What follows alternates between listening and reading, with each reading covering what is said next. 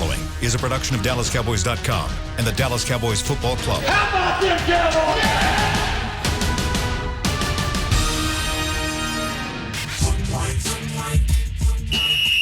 Let's go, baby! Are you ready for a break? Yes. Are you ready for a break? Absolutely. Ready for a break? Yeah, and so much for that. It's time for The Break on DallasCowboys.com. We were on the break! With Nick Eatman, David Hellman, Ambar Garcia, and Derek Eagleton. It is Thursday, October 1st, 2020, Season 16, Episode number 35. Welcome to the latest edition of The Break, live from the SWBC Mortgage Studios at the Star. Got Nick, Dave, and Amber along, and we got about 45 minutes of Cowboys talk with you guys today. We're going to be joined momentarily by Bucky Brooks, as we are every Wednesday and Thursday. Today, he's going to be talking about the Browns' defense versus the Cowboys' offense. But until he gets here, we'll start first by catching you guys up on a little injury information. Dave, why don't you tell us what Coach McCarthy had to say this morning in his press conference with regards to the status of Tyron Smith?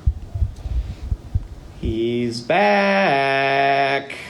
At least that's what Mike told me. They're at practice right now, and I'm in here on the show. So I guess I don't know that for sure, but Tyron Smith was at practice yesterday. Kind of a miscommunication, I guess you want to call it. He was at practice. The plan was for him to go through individuals, but then he was listed as did not participate on the practice report. Kind of some crossed wires there because McCarthy today said, no, he did what we thought he would do. He went through individuals, but I think you have to mix into 11 on 11 to be declared even limited, I guess.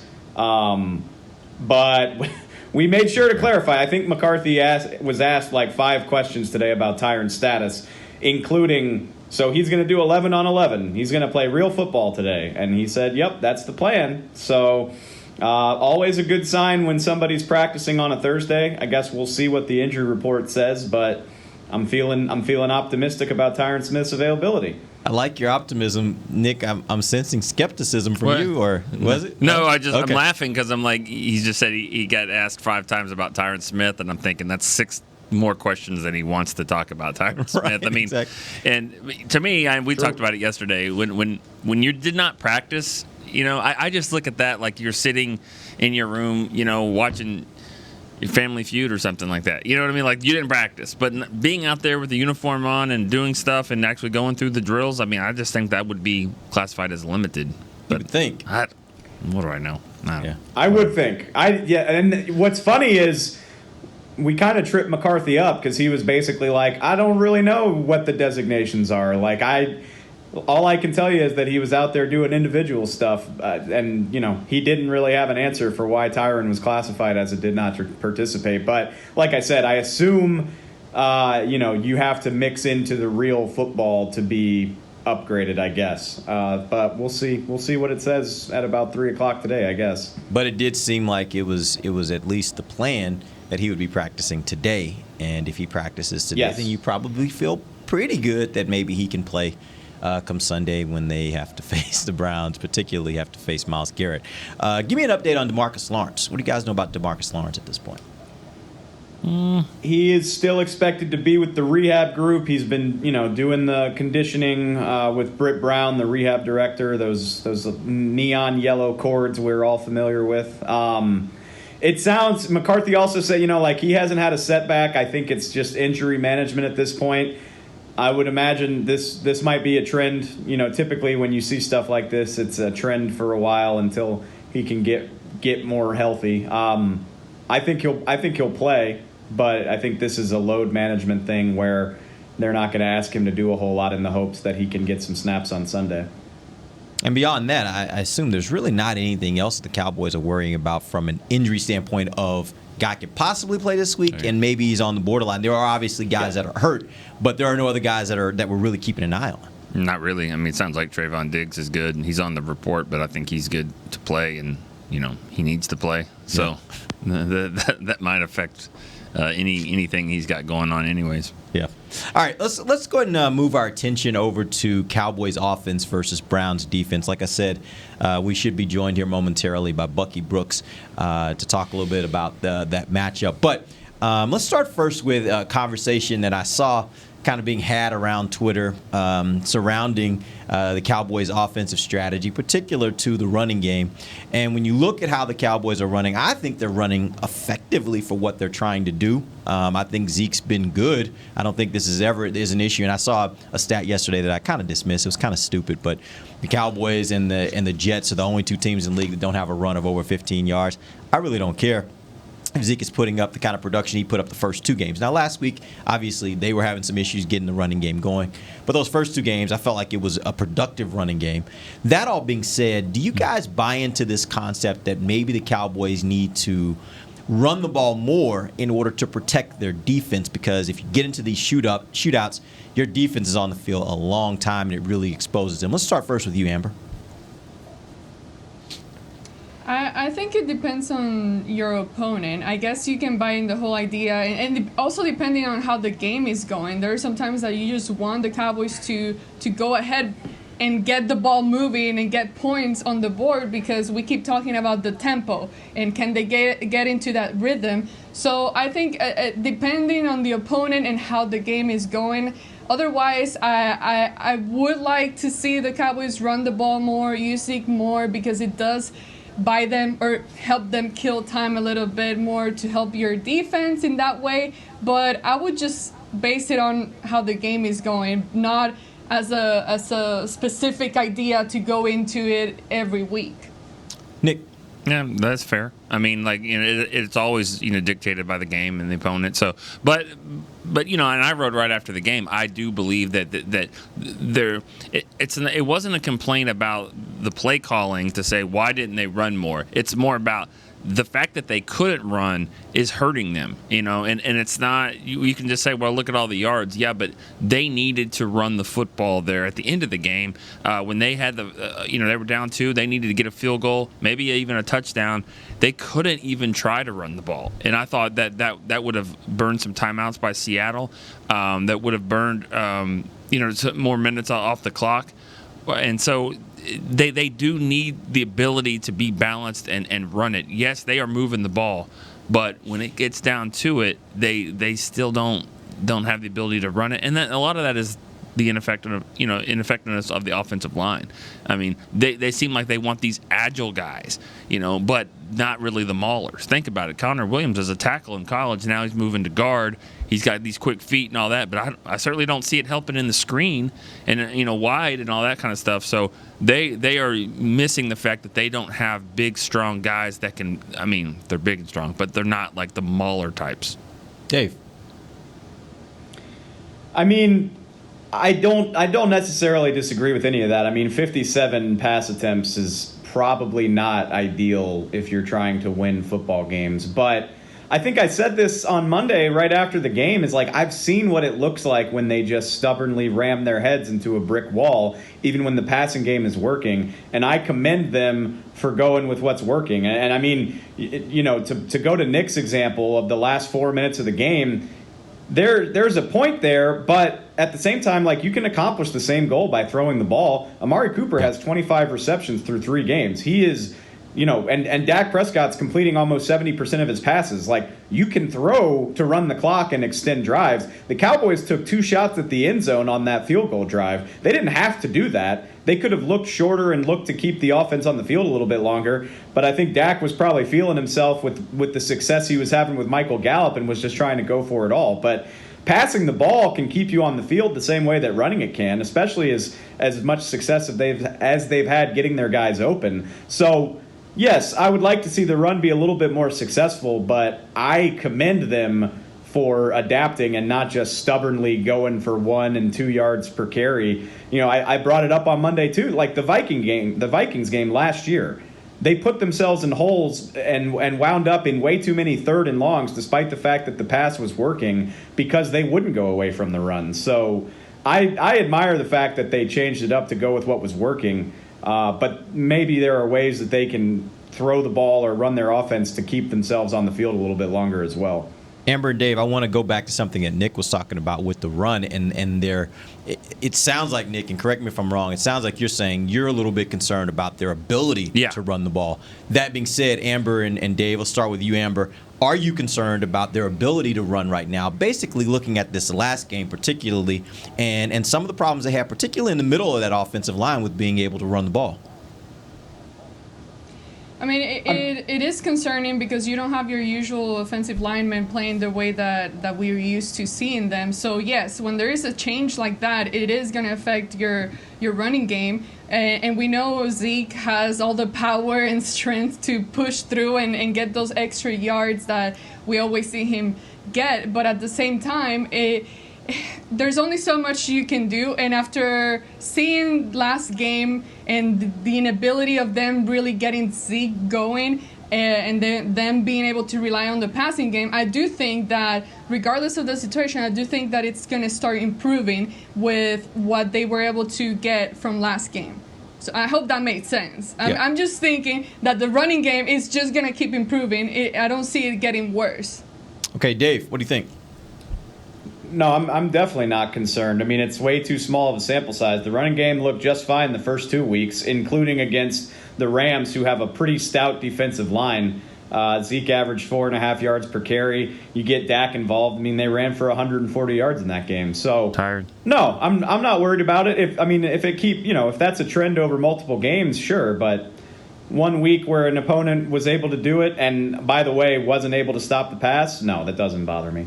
All right, we're going to go to our first break. When we come back, we're going to be joined by Bucky Brooks. We're going to ask him that question. He had a lot of things to say this week on Twitter regarding the Cowboys and running the ball and needing to do it more. We'll talk to him about that when we come right back. This is DallasCowboys.com radio.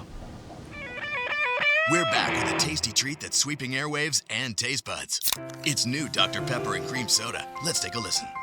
Dr. Pepper and cream soda's here. A new combo that's music to my ears, okay. Let's play. Cream soda and Dr. Pepper time. Pour it in a glass of ice. Music to my ears and mouth. New Dr. Pepper and Cream Soda. A delicious duet.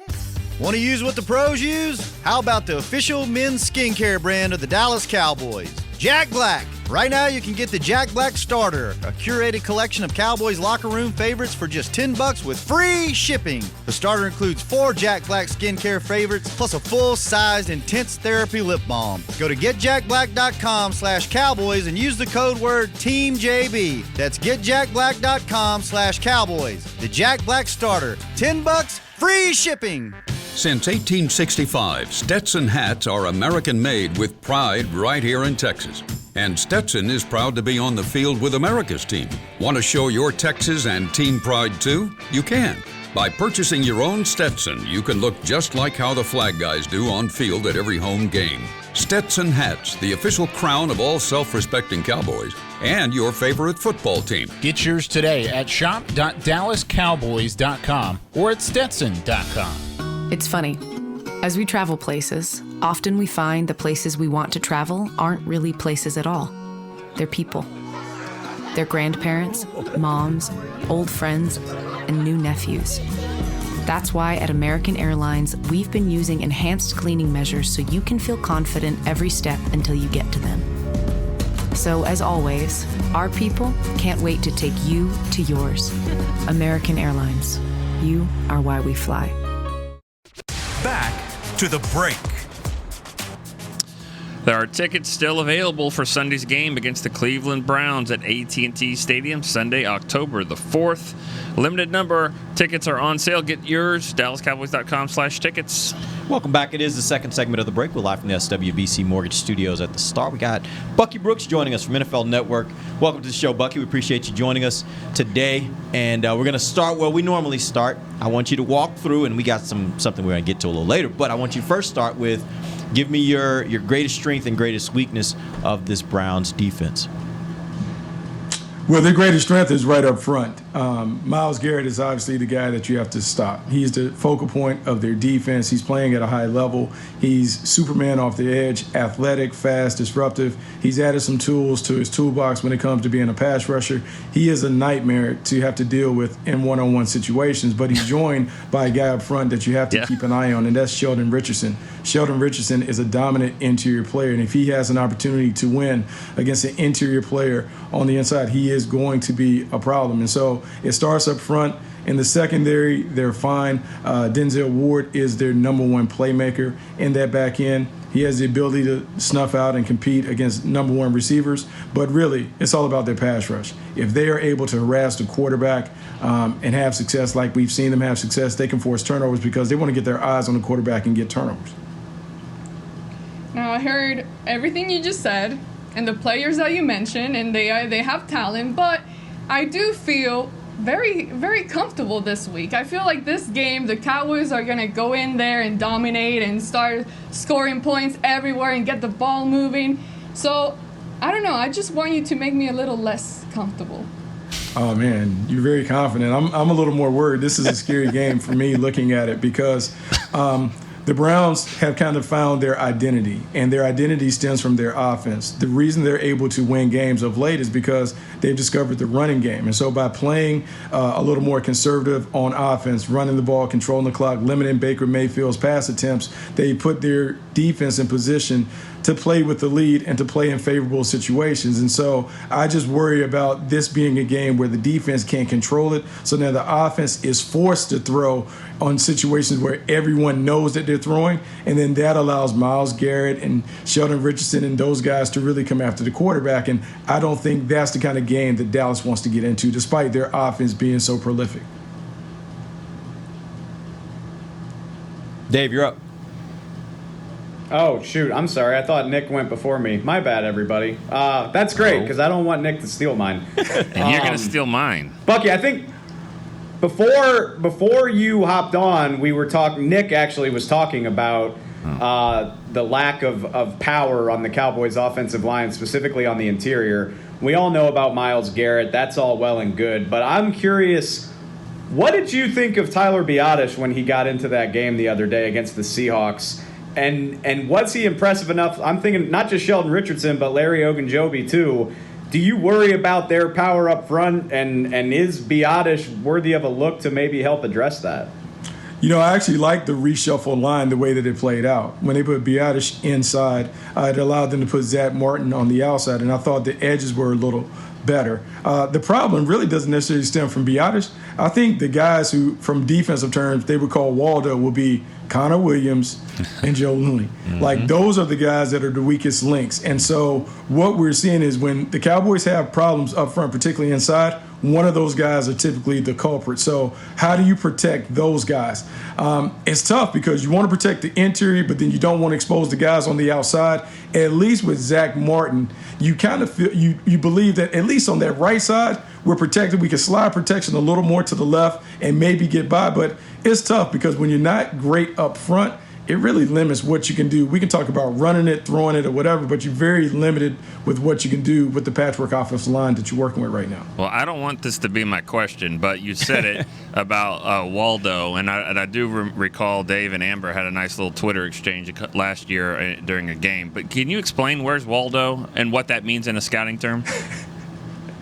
So where's Waldo is when you're going into the game, you're trying to figure out who the weakest link is. And what you want to do, you want to target those players. In old school terms, in old school football, what they would do is during practice, those guys would wear the yellow jersey. A lot of times it would be secondary people or whatever, but they would wear the yellow jersey so everyone knew that those were the guys who were the targets. Well, looking at the offensive line, Conor Williams and Joe Looney, they will wear the yellow jersey because they have had the struggles, and those struggles have shown up on tape. How they play really dictates how the Cowboys play. And so they're the ones who have to kind of get it done if the Cowboys offense really wants to play at a high level. Yeah, I'm going to go again because I don't think it'll make it around. Speaking of that, sort of, where's Waldo? Myles Garrett gets to rush probably from both sides. So if he gets to choose between Brandon Knight and Tyron Smith, I have this feeling he's going to be rushing from the left side. Does he do that? Does he go to all over the place? Because I have a feeling he'll probably go that route Waldo-like. You know, the funny thing about defensive coordinators, when you put bad stuff on tape, they're a little more adaptable. When they see that the Cowboys are having problems on the edges, they may have Myles Garrett come from either side. The one thing that we've seen on tape with Brandon Knight, when they line up in a wide nine alignment, like really outside of the tackle's outside shoulder, he has a problem because he's worried about his own ability to kick, slide, and step on the outside move, and it makes him susceptible to the inside move. So we saw Alden Robinson get a sack on the inside pressure because of that. They see the tape. Myles Garrett is going to test him with his speed and quickness initially, and then he's going to try and find a way to work inside. This is a huge challenge for the Cowboys. It's one of the reasons why you're worried about them throwing the ball 35, 40 times, because the more that you put it up there, the more times that Myles Garrett is going to make an impactful play, and that's not what you want to see from the Cowboys. So looking at all those options that you've seen the Cowboys run out there at tackle between Brandon Knight, Terrence Steele, Zach Martin, obviously Zach Martin is the best player, but I want you to factor in moving him from guard. Who do you think is the best option for the Cowboys? Let's assume Tyron plays on the left side. Who do you think is the best option for the Cowboys at right tackle? Well, I mean, if you can kick it over, like depending on Terrence Steele's situation or Brandon Knight, you have to evaluate which one of those guys is playing better and which one is comfortable. Naturally, Steele has played right tackle, so you're probably more comfortable there. And if you go that route, maybe you feel like you have 3.5 solid players, meaning that you feel good about Tyron Smith, you feel good about the center situation and Zach Martin, and then maybe you're hoping that we can kind of mix and match how we're going to help Conor Williams and Terrence Steele. It is a tough situation because for so long, Dallas has been so good with the offensive line that it hasn't been a consideration. You're able to just run your offense without thinking about what puts the offensive line in harm's way. It's different now, and so it has to impact your play calling. Bucky, we've seen the Cowboys have some struggle. The Cowboys offense specifically have some struggles with controlling the ball. You know, little drops here and there where they shouldn't have happened. You know, things that are a little unusual for veteran guys to be doing. But as far as their defense goes, how good are they just taking away the ball or just getting their hands on the ball? Well, it all starts up front. The disruption happens up front. All of the bad things typically happen when Myles Garrett and company are being able to get around the quarterback. And the way that you can do that is you stop the run on early downs if the Cowboys elect to run it. You put Dallas in backed up situations where it's obvious passing downs. So now they can spread out a little bit. They can pin their ears back. They can get in those track stances and come after the quarterback. Here's what's concerning about the Cowboys when you look at them over the last couple years. When Dak Prescott throws the ball over 33 times, they're 13-20 in his history. Over the last 19 games, 14 times he's had to throw it 33 or more times. When the turnovers begin to happen, more throws. They win 81% of the games when he doesn't have any turnovers. They only win 18% of the time when he has 2 or more turnovers. The more you throw it, the more you put him in harm's way. And so it's kind of the conundrum that you find yourself. You want to throw it because it's the best option based on your personnel. But when you do that, the odds go up that he is going to turn over the ball. And that's been the biggest issue that the Cowboys have had. Run game, all that, the turnovers are killing them. If you eliminate the turnovers, then you have a chance to win games. This kind of complements that, Bucky, because, I mean, I do hear what you're saying, and I understand that Lamar Jackson has arguably the best tackle duo in the NFL, but Baltimore absolutely diced this back seven. He averaged 11 yards per attempt and had 300 yards and only threw 5 incompletions. So how do you balance, the danger of having Dak drop back against the very obvious reality that that's not something Cleveland defends very well? I think you take this game and treat it in 2 halves. I think the first half, you're super aggressive when you come out. Throwing early downs, you're trying to run up and see if you can get a 14-point lead on the Cleveland Browns. That is the way that you want to play. Fast, aggressive, early down throws, attack, put points up on the board early. The second half then becomes a little more of a balanced game where you're mixing in run and throws on those early downs and you're beginning to control the game. But the first half, you can play the first half at a frenetic pace and really try to put points up. I just think it has to be in Kellen Moore's mind. I have to get to a certain number of rushing attempts, not necessarily for the production, but to make sure that the clock is running. And I will say this, I came on here a couple weeks ago and I advocated the Cowboys playing fast. They're playing faster than any team in the league. The problem is when you play that fast, the offense is in a rhythm, but you give the defense more opportunities to be on the field, to be exposed. It's that fine line of playing fast, but also calling the game from an offensive standpoint to protect my defense. I'm not trying to beat a dead horse here, but let's flip it on the Browns. Who's Waldo over there? Like, who's wearing the yellow jersey here in practice this week, and who are the Cowboys maybe trying to exploit? Can we do that? Can we go bulletin board material? There are plenty of people for the Cowboys to exploit because I just don't think the Browns can cover all the weapons on the outside. Denzel Ward is their number one, but Terrence Williams and those guys are certainly vulnerable. The problem is, can I find a way to protect, to give them shots? Because Dallas hasn't been a 12 personnel team with 2 tight ends, you can't really go max protect and allow Amari Cooper and Michael Gallup or CeeDee Lamb to go to work. And so you have to figure out a way to maybe hold the tight end in and maybe do some 3-man routes where you can push the ball down the field while still protecting Dak from having that pass rush right in his face. When you, I know earlier yesterday, I think it was, you said that you thought that this offense that the Cowboys will be facing, the Cleveland offense, was as talented, if not the most talented offense that they would have faced so far this season. Where do you rank this defense, like especially the defensive front? Where do you rank them relative to the other teams the Cowboys have seen so far this year? I would put them behind the Rams, maybe right there with the Falcons, maybe a little ahead of the Falcons, because you would swap out Grady Jarrett for Myles Garrett. Both of those guys are kind of comparable in terms of like their command. The thing is, the outside pass rusher is dominant. So I would say you're looking at the Atlanta Falcons defense, and remember, early in the game, couldn't control that defensive line. Yep. The first quarter was problematic. Turnovers were coming because the pressure was so immense. They had to turn up the pace and the tempo to kind of slow them down and get the game under control. I think that's what you're potentially looking at, how the Atlanta Falcons started out the game with their defensive pressure really harassing Dak Prescott and causing turnovers. Before we let you go, I did have one more question I wanted to ask you. Cleveland right now is ranked 5th in rush defense, only allowing 282 rush yards so far this season. That being said, are they more susceptible to the pass than they are the run? Or is that just a function of how the games have played out so far for them in the first 3 weeks? No, they're still very vulnerable in the back end. When they're not able to get home, it's a problem. Also, it's the function of who they've really played. Like they faced the Washington Redskins, they faced the Cincinnati Bengals. Joe Burrow threw it 60 times, and they conceded yards from 2020, found a way to slow them down in the red zone. So some of that is the numbers are kind of skewed based on how they played. This, by far, would be the toughest challenge that they have facing a Cowboys offense. So we will see how good they are. Dallas can be in attack mode, but I think the biggest thing is game management. If the Cowboys just take care of the football, don't give it away on offense, and don't make mistakes in the kicking game, they should be able to win this game. They have to tend to their own knitting. If they take care of the football, they should be able to walk away with a W.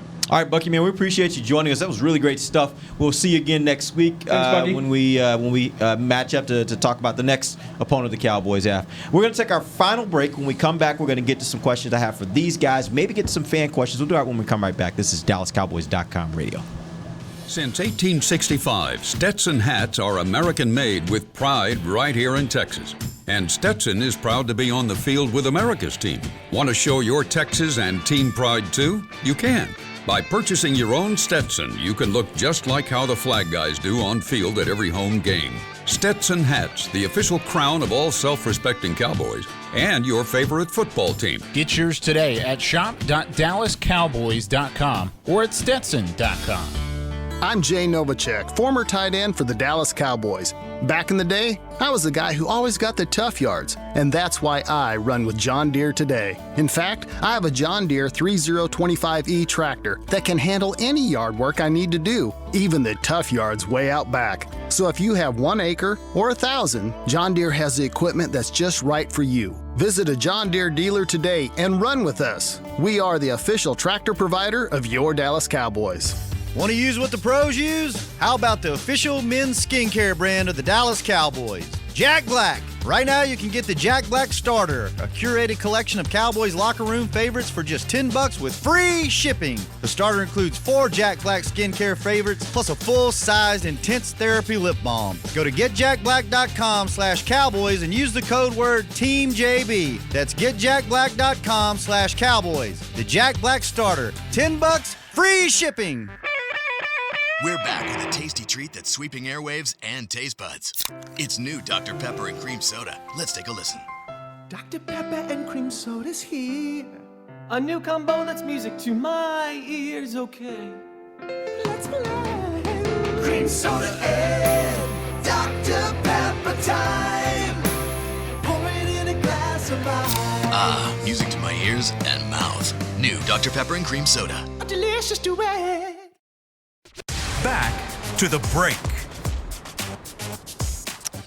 If you're going to the game this Sunday, just please be aware of all safe stadium policies prior to arriving at AT&T Stadium. Visit DallasCowboys.com/SafeStadium for details. Make sure you check that out so there are no surprises. You know exactly what you got to do in order to come and enjoy the game, and hopefully you have a great time enjoying the Cowboys versus Browns. All right, let's jump back in. We're talking about the Cowboys offense versus the Browns defense. The question I have for you guys is a similar question to what I asked Bucky.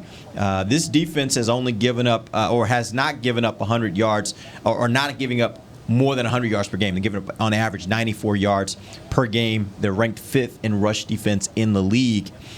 Is this the week for the Cowboys to consider going more run heavy, or is this one of those weeks where you say this team clearly appears to be one that is better against the run than they are against the pass, so maybe you're going with the exact same strategy that you've had in some of these other games? Let's start first with you, Nick. Well, it was clear last week that they were starting the game just pass. And, I think just that being said, because you do try to change it up, I would imagine they're going to just try to run the ball a little bit more just because you don't want to put tendencies out there. There's quality control coaches out there for a reason. So I would imagine they will not start the game like they did last week with, I think it was 6 or 7 straight passes. I mean, and they were moving it, but I think that they'll try to establish Zeke earlier. Amber. I don't know what it is about this game, and I know that the Browns, as opposed to previous years, they have bettered their team. They do have a lot of talent, and I get that, but for some reason, I'm just not as worried or concerned. So I do see this game, even though everything that Bucky said, I get it, I heard it, I processed it, but I still feel okay, and I feel that the Cowboys, this is the game that they can use to kind of find the balance, just kind of play around with both things and just try to figure out exactly what will work best. And I get that every game and every opponent is different, and you have to plan for whoever you're facing every week, but I do think I see this game as something where they can just play around with trying to find the right balance between both. I'm not as I don't want to hear it on I don't want to hear it on Sunday, Amber, when Myles Garrett has his 3rd sack and you're like, oh, the Cowboys they're awful. They're so bad. No, it turns out the Browns are better than people want to give them credit for, I think. Hey, Amber, actually, Dave, real quick, I was just going to say, I think Amber might be thinking about next week's game against the Giants. That's the one that maybe she's thinking of this week, where she's not as worried. I'm worried. I don't know about everybody else. I'm worried. I don't know what it is. I don't know. I know exactly what it is. It's because it's the Browns. They haven't had a win. This is the first time they've had a winning record in 6 years. 2014 was the last time before this week they had a winning record. So it makes sense that you feel that way based on the logo, but based on the roster, I think you should feel a lot more worried than you are. I didn't drive the CD Lamb train to pound the rock 50 times. Let's wing this bad boy around. I understand it's going to be tough with Myles Garrett coming after you without Lyle Collins and hopefully with Tyron Smith. We'll see. But I just think I love what Bucky said. Throw it early, try to get up a lead. Baker Mayfield can't keep up with them if they're humming the way that they were the other day. Russell Wilson's a whole different animal. I think you're going to have to win shootouts with the way this team is constructed. I think maybe not maybe not 40 to 39 every week, but the Cowboys are going to need to score in the 30s most weeks to win games, I think. And passing gives them the best bet to do that. All right, let's move on. One stat that stuck out to me about this Browns defense. They have allowed there were 6 opportunities where teams had fourth downs, and they converted all of them. They're 6 of 6 in giving up fourth down attempts by their opponents. So obviously you look at the Cowboys and Mike McCarthy, and a lot's been made about how aggressive he tends to be. Do you think this is a week where he is a little even more aggressive on fourth downs, knowing that this team has not done well so far this season on fourth down attempts? Let's start first with you, Dave.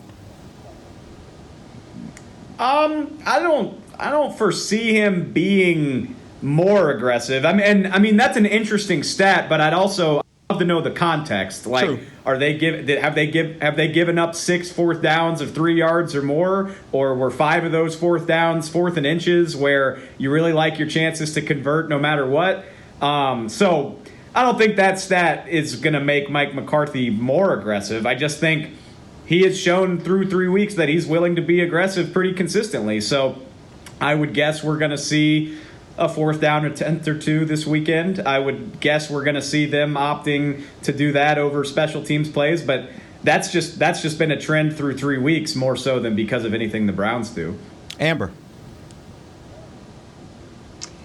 Well, if Mike McCarthy's stats guy come into the office and present this stat, I think that McCarthy would probably be like, okay, take note of that, based on the fact that he's spoken about statistics before and all that. So I do see him going for it. Obviously, it always depends on the situation and how many yards you need to convert there, but I do see him, just based on that, I see him being aggressive, just like he's been so far this season. Nick, it's going to come down to down and distance, and just see how what situation it is. But I do think that that means to me that the Browns are not tightening the ship when it's fourth down. I mean they're able to teams are able to convert. Now I don't know exactly all of those, but I don't think you're going to be worried about it as much.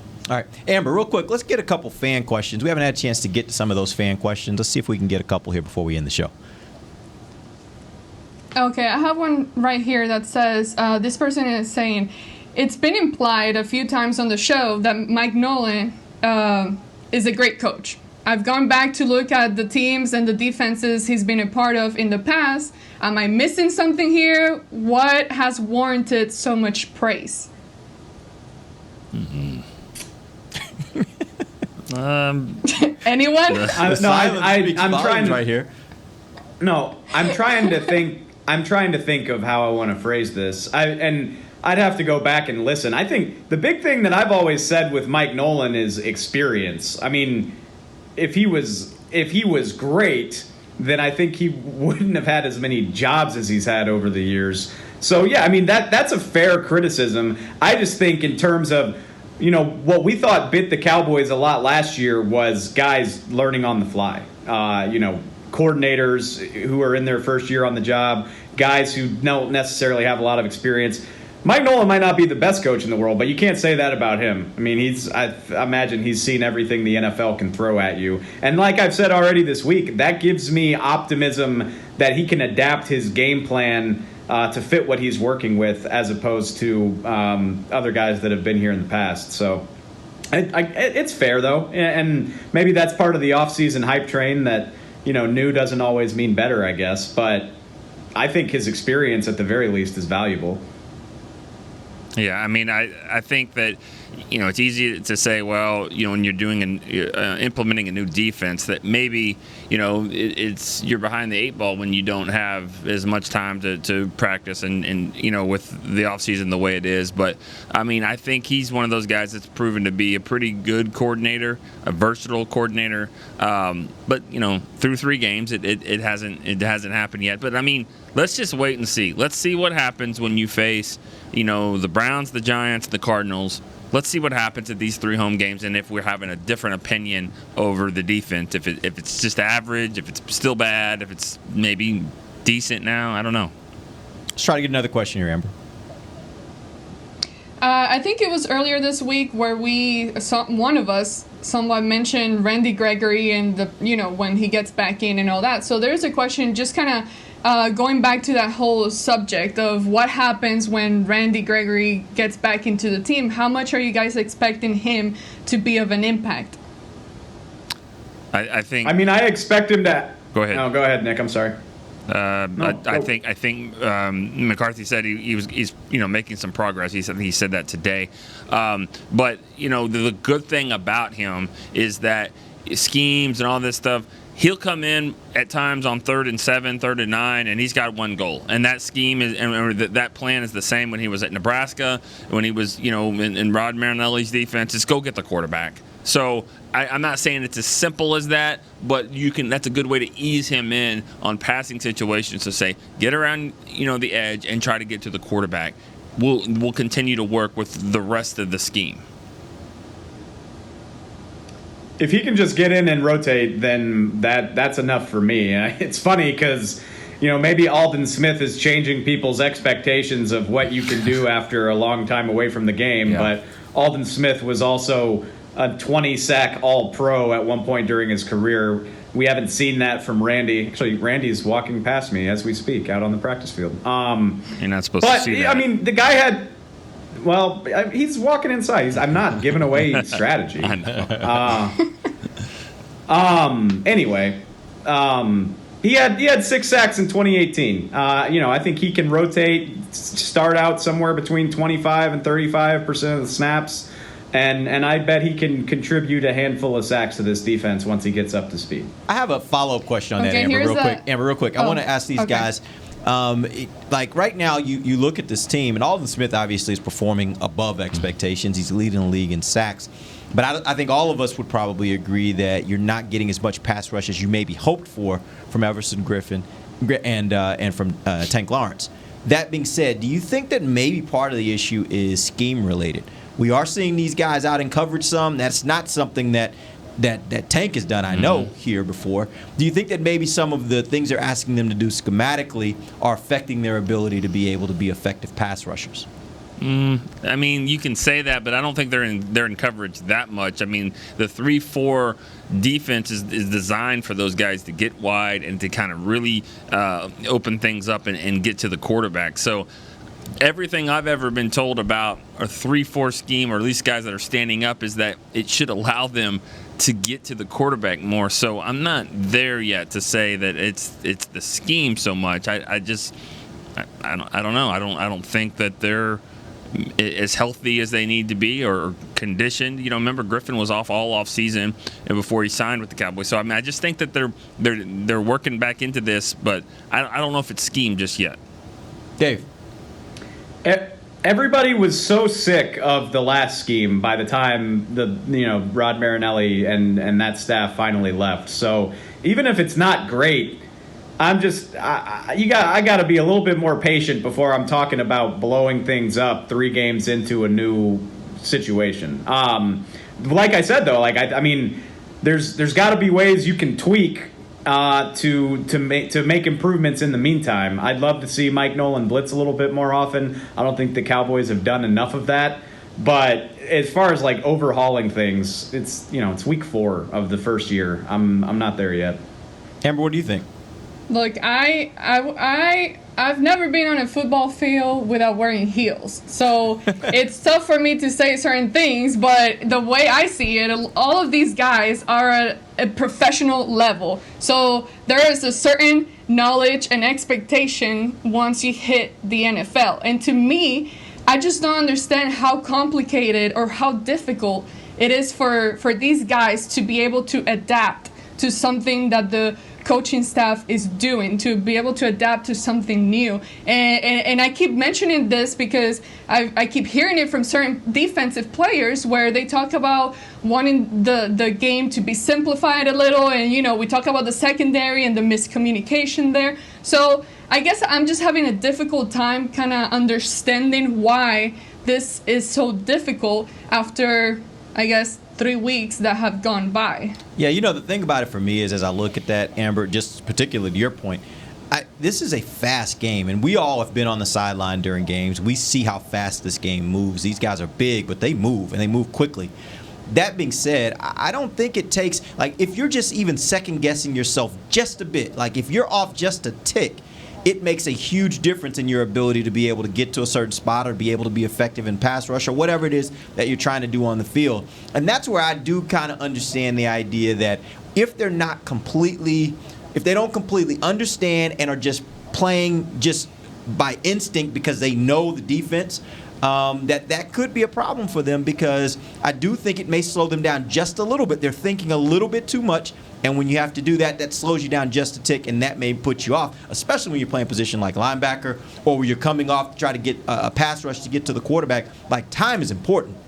And so if you're off just a tick, I think that could make a real difference. And I think maybe, I'm not saying it is, but I think maybe that could be a part of the factor, a part of what we're seeing here from this defense so far early on. All right, we appreciate you guys joining us. We'll be back tomorrow. We will break down all the final breakdown that needs to happen, Cowboys versus Browns, tell you who's going to win, and give you our predictions for the game. Till then, for Nick Eatman, Dave Hellman, Amber Garcia, I'm Derek Eagleton. This has been The Break, live on DallasCowboys.com radio.